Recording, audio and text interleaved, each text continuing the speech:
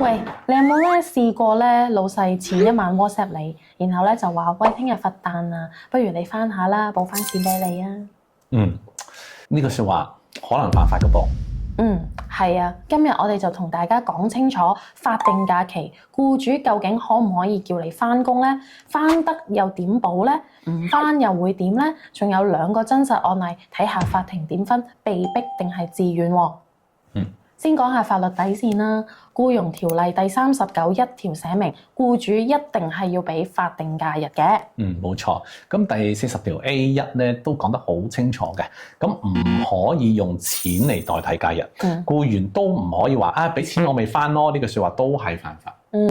但係咧法例咧就有2個例外嘅，唔係完全唔可以翻㗎。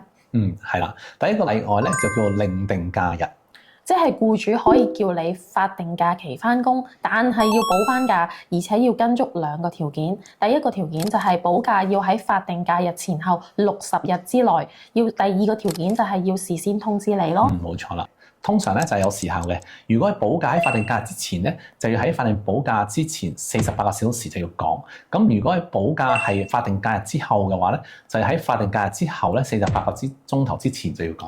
例如酒樓想知下佛誕翻工，5月15號補假就要喺3月16號至到7月14號之間，亦都唔可以撞其他法定假期嘅喎。係啦，如果補假喺佛誕之後嘅話咧，咁酒樓就要喺佛誕之前48個鐘頭之前咧就要通知㗎啦。如果唔係咧就會犯法啦。咁咧第2個例外就係叫做代替假日啊。呢個咧就係僱主同埋僱員啊同意先至得嘅，即係而且係補假咧喺法定假日前後30日。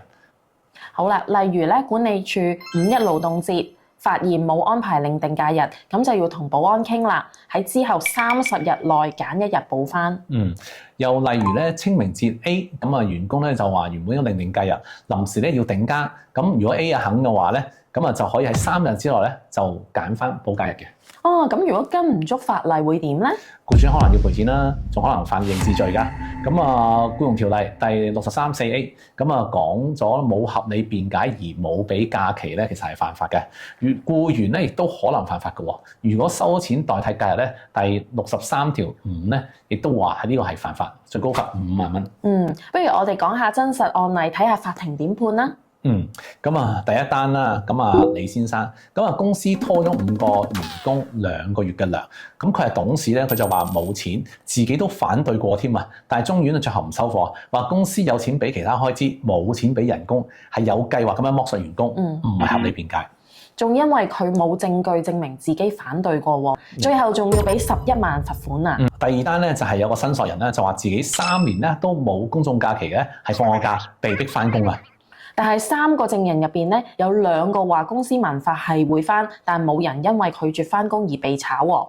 係啦，咁啊裁判官話，咁啊呢啲證供咧係唔支持佢話被逼翻工呢件事嘅，反而話咧係佢自願尊重老細係公司嘅文化，自願翻工。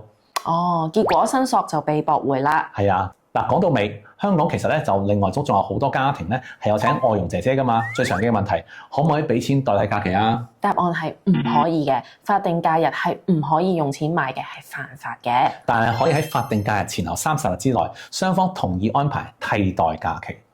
如果週末要去返工咧，就要安排其他時間休息，唔可以用錢代替㗎。總結一句，法定假日咧唔可以買賣，係勞動者嘅保障嚟嘅。